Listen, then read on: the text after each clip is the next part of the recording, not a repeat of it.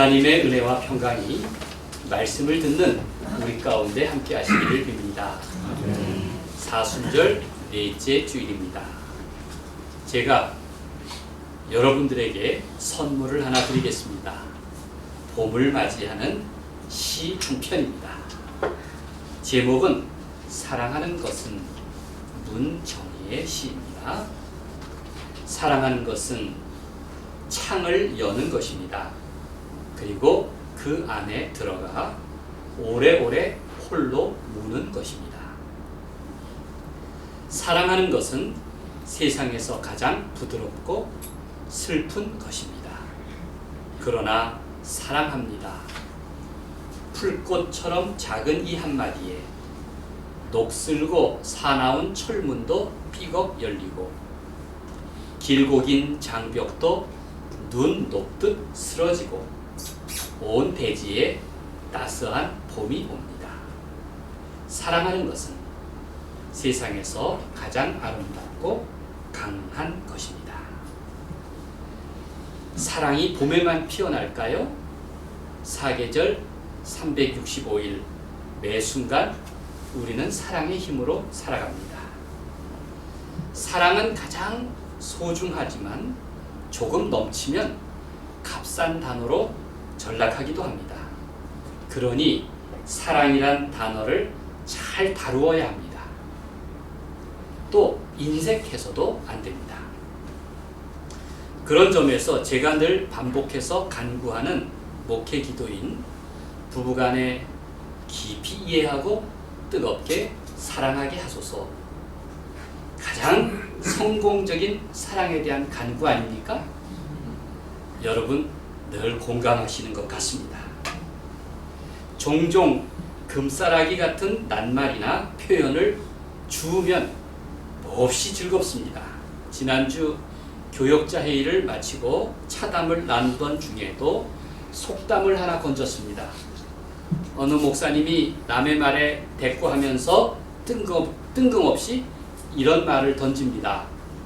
동네 처녀 예쁜 줄 모른다더니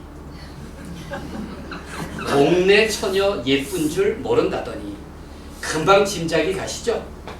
가장 가까운 데서 못 보고 남의 동네 기웃거리는 철없는 총각들 얘기일 겁니다. 기실 고마운 것은 아주 가까이에 있습니다. 내 곁에 있는 사람이 가장 예쁜 법입니다. 믿습니까? 믿음의 차원입니다. 성경은 금싸라기가 널려있는 말씀의 노다지와 같습니다. 황금 요절로 가득하기 때문입니다. 우리 색동교회의 특징 중 하나가 요절입니다. 공감하십니까? 그물짜기 공부할 때도 늘 요절을 찾았고 위임식을 할 때마다 미리 요절을 선택하였고 날마다 톨레레게를 하면서 여러분이 요절을 선택합니다. 그때마다 여러분이 선택한 요절을 기억하십니까? 사랑하십니까? 세상을 바꾼 성경 말씀 100이란 책이 있습니다. 지난 2000년 동안 신앙의 위인들이 사랑했던 성경 109절을 소개하고 있습니다. 아주 행복한 책입니다. 109절 가운데 오늘 본문인 요한복음 3장 16절도 담겨 있습니다. 아마 세계에서 가장 많은 사람들이 손꼽은 요절 중에 요절일 것입니다. 요한복음 3장 16절을 선택한 주인공은 미국의 복음 전도자 드와이트 무디입니다. 그는 시카고에서 구두 판매원 노릇을 하면서 주일학교 교사로 일했습니다. 23살 때인데 그가 가르치던 주일학교에 어린이가 얼마나 많이 몰렸든지 무려 1,500명이나 찾아왔습니다. 대단한 거죠? 어느 주일날 심지어 링컨 대통령이 그 주일학교 현장을 방문할 정도였습니다. 그는 평생 하나님의 사랑을 설교했습니다. 그가 전한 말씀이 사랑의 핵심이 담겨있는 요한복음 3장 16절입니다. 하나님이 세상을 이처럼 사랑하사. 하나님이 세상을 이처럼 사랑하사. 하나님이 나를 이처럼 사랑하셨다는 사실이 그를 늘 감격시켰습니다. 그 사랑 때문에 사람을 사랑하게 되었고 어린아이를 사랑하게 되었고 복음에 대한 열정을 불러일으켰던 것입니다. 세상을 바꾼 성경 말씀 100에서 소개한 요절은 109절이 아닙니다. 다만 99구절을 소개하고 있습니다. 그리고 이렇게 말합니다. 독자를 향해서 100번째 구절은 당신의 몫입니다. 여러분의 요절이 마지막을 장식하길 바랍니다. 이렇게 권면하고 있습니다. 저는 지난해와 올해 새벽 기도회를 위해서 복음서 365를 쓰고 있습니다. 다 아시죠? 오늘 밤에는 215회 차례를 쓸 예정입니다. 그동안 제가 설교해온 복음서 말씀드리지만 매번 쉽지 않습니다.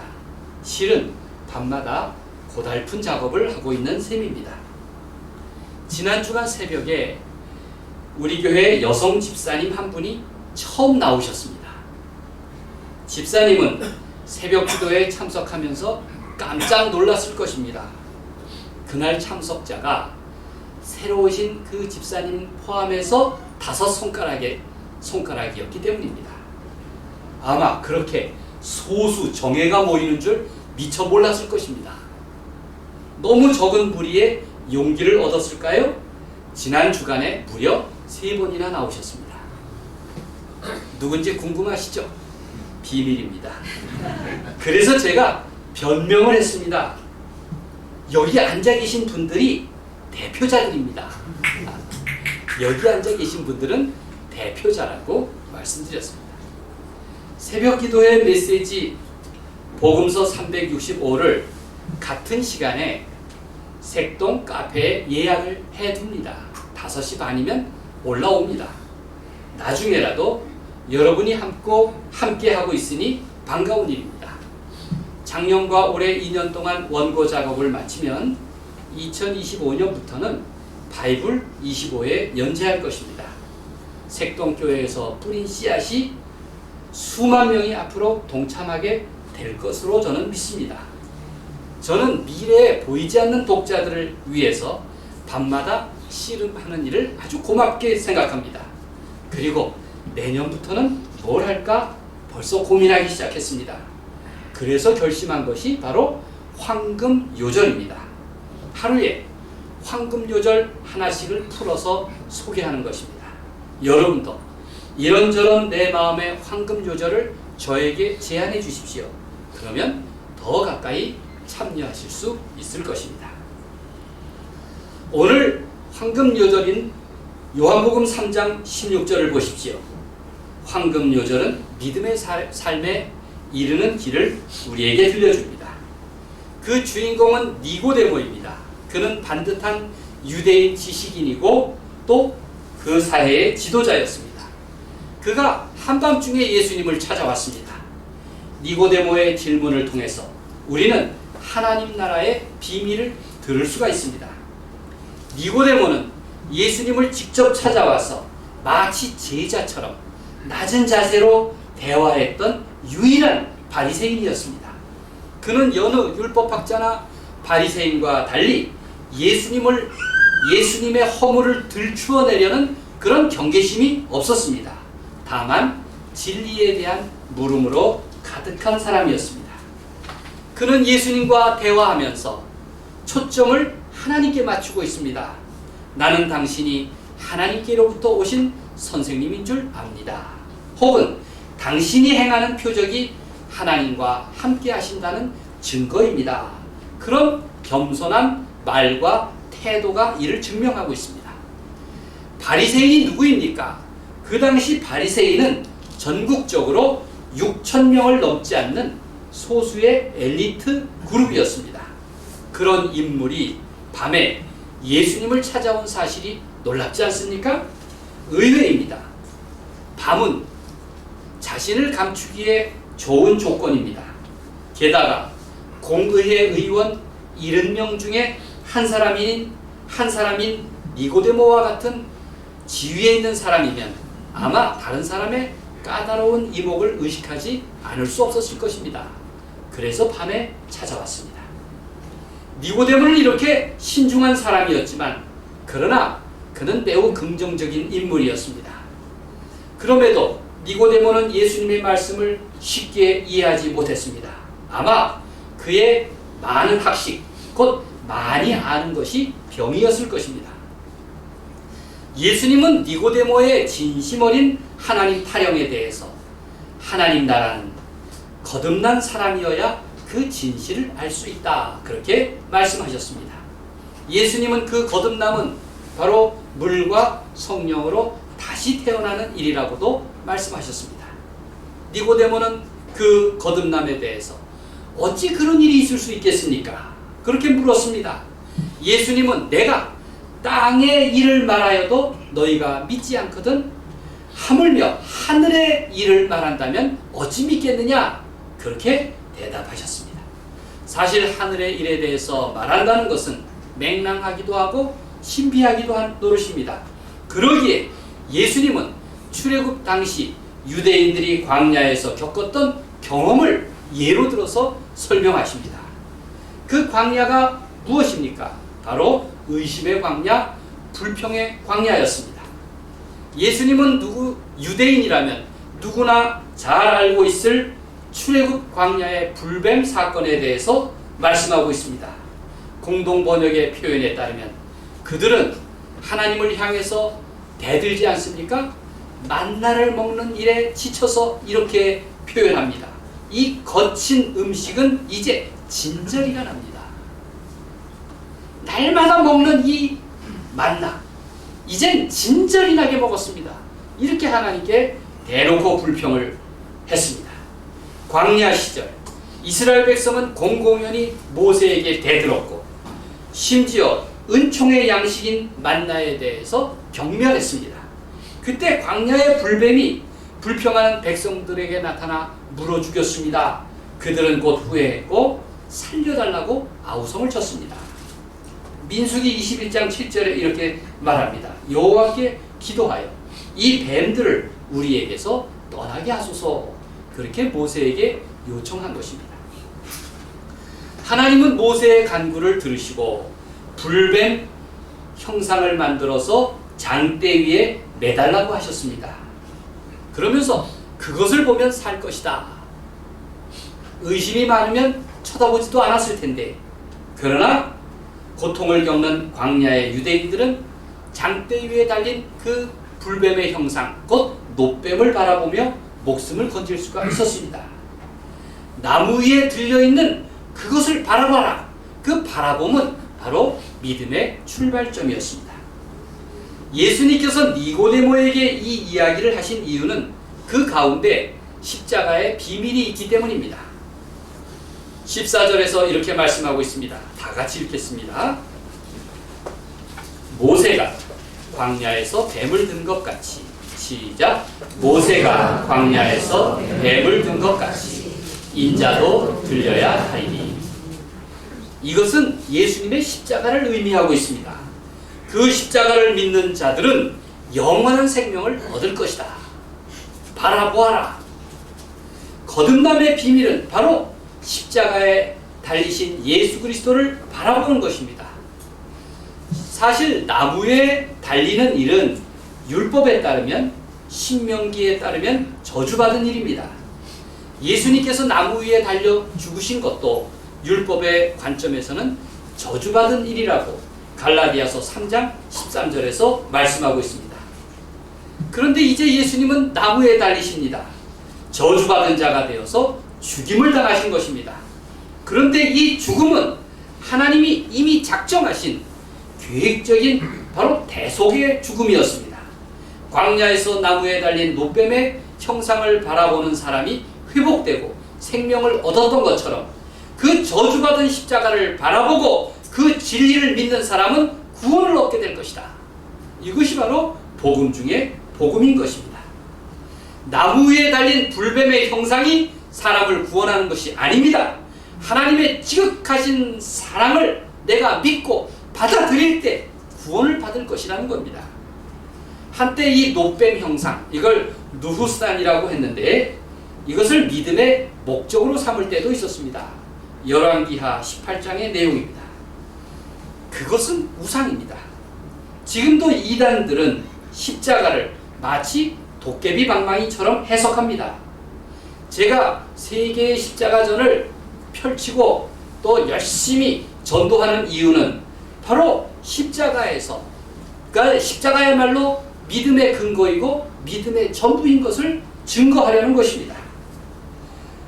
그 나무 자체가, 형상 자체가 구원을 주는 것이 아닙니다.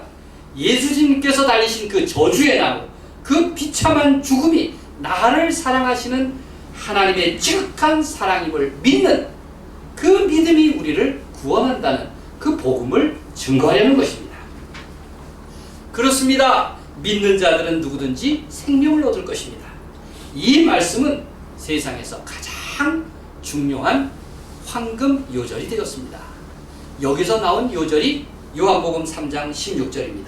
함께 읽겠습니다. 하나님이 세상을, 시작. 하나님이 세상을 이처럼 사랑하사 독생자를 주셨으니 이는 그를 믿는 자마다 멸망하지 않고 영생을 얻게 하려 하심이라. 우리가 다 암송하고 있는 말씀이죠? 함께 암송해 보겠습니다. 시작. 하나님이 세상을 이처럼 사랑하사 독생자를 주셨으니 이는 그를 믿는 자마다 멸망하지 않고 영생을 얻게 하려 하심이라. 그렇습니다. 유튜브에 요한복음 3장 16절과 관련한 아주 유명한 에피소드가 소개되어 있습니다. 미국 프로 미식축구 선수 팀 티보우에 관한 이야기입니다. 그는 쿼터백을 맡은 선수로 역전승의 귀재라고 불렸습니다. 그런데 정작 그를 유명하게 한 것은 눈 아래 붙인 아이패치 때문이었습니다. 이 아이패치의 문구가 존 3.16이라는 글씨였습니다. 요한복음 3장 16절이죠. 이 티보우는 필리핀 선교사의 아들로 태어났는데 동네에서 풋볼을 너무 잘해서 두각을 드러냈습니다.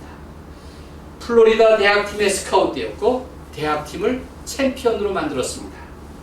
티보우의 활약은 프로에서도 계속되었고 꾸준히 역전승을 이어갑니다.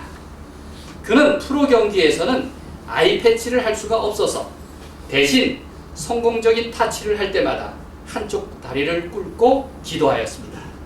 아마 여러분 생각해 한번 보신 적이 있을 겁니다. 미식축구 선수가 한쪽 무릎을 꿇고 한쪽 다리를 꿇고 기도하는 모습입니다. 사람들이 이 모습을 따라하고 흉내내면서 티보잉이라는 신조어도 만들어질 정도였습니다. 사람들은 자연스레 팀 티보우의 믿음과 또 역전승에 대해서 호기심을 가졌습니다.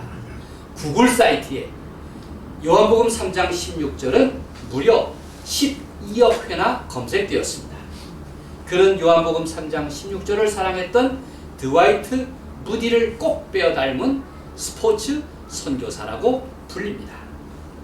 제게도 선물과 같은 황금 요절이 있습니다. 제가 신학교에 입학하기 전에 겨울방학인데 시골 부모님 댁에 갔다가 어린 시절 대화감리교회에서 제가 어린 시절 대화감리교회를 다녔는데 그곳에서 봉사하시는 국민학교 선생님을 만났습니다. 누군가 저에게 소개를 해 주셔서 그분 자취방에서 대화를 나눴습니다. 그때 제게 시집 한 권을 선물로 주시고 또 하나님의 말씀 한 구절도 함께 주셨습니다. 그 시집이 사랑하는 님이 계시기에라는 보이스사에서 나온 헬렌 스타이너 라이스의 신앙 시집입니다. 그리고 제게 주신 성경 구절은 호세아 6장 1절에서 3절 말씀입니다. 지금 선생님의 이름은 아무리 생각해도 기억은 나지 않는데 그런데 그때 받은 요절은 평생 제가 사랑하는 말씀이 되었습니다. 여전히 그 말씀 속에 담겨있는 제3일 혹은 새벽빛, 늦은 비와 같은 상징적 개념들을 사랑합니다. 말씀을 한번 들어보십시오. 오라, 우리가 여호와께로 돌아가자. 여호와께서 우리를 찢으셨으나 도로 낫게 하실 것이요, 우리를 치셨으나 싸매어 주실 것이라. 여호와께서 이틀 후에 우리를 살리시며 셋째 날에 우리를 일으키시리니 우리가 그의 앞에서 살리라. 그러므로 우리가 여호와를 알자. 힘써 여호와를 알자. 그의 나타나심은 새벽빛같이 어김없나니 비와 같이 땅을 적시는 늦은 비와 같이 우리에게 임하시리라 하니라. 그런 말씀입니다. 그렇습니다. 성경은 그 흔한 사랑 이야기를 거듭거듭 말씀하십니다. 자칫 넘치지도 조금 모자라지도 않습니다. 하나님이 나를 이처럼 사랑하신다는 고백이며 또 독생자를 주시기까지 사랑하신다는 그 진리를 믿는 사람은 영생을 얻을 것이다 라는 언약을 담고 있습니다. 제가 지난 수요기도회를 마치고 저녁에 지샘병원을 다녀왔습니다. 아들을 잃고 41살짜리 아들을 잃고 빈소를 지키고 있는 아버지를 조문하였습니다. 한자어로 이런 슬픔을 참척 혹은 참척지통이라고 합니다. 얼마나 마음이 아프던지 할 말이 없었습니다. 늦은 저녁이었지만 고나는 식사를 사양했습니다. 당사자인 목사님이 이런 말을 하시더군요. 세상에서 가장 소중한 것을 잃으니 더 이상 애지중지할 것이 없어 보입니다. 집에 누워도 내 집 같지가 않습니다. 돌아오면서 이런 생각이 들었습니다. 우리 사회는 더 낮아져야겠구나. 세월호 참사와 이태원 참사 앞에서 우리는 더욱 옷깃을 여며야겠구나 하는 마음이 들었습니다. 어쩌자고 하나님은 아들을 십자가에 달리게 하셨을까요? 과연 그 사랑의 의미는 무엇일까요? 요한복음은 말합니다.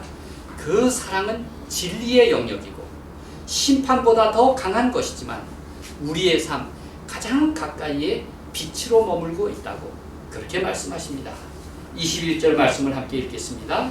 진리를 따르는 자는 빛으로 오나니. 시작. 진리를 따르는 자는 빛으로 오나니 이는 그 행위가 하나님 안에서 행하는 것임을 나타내려 함이라 하시니라. 하나님은 세상을 구원하시기 위해 아들을 보내셨습니다. 하나님이 나를 이처럼 사랑하십니다. 하나님이 이처럼 내 삶에 복을 주시고 나와 함께 하시는 줄 믿으시기를 바랍니다.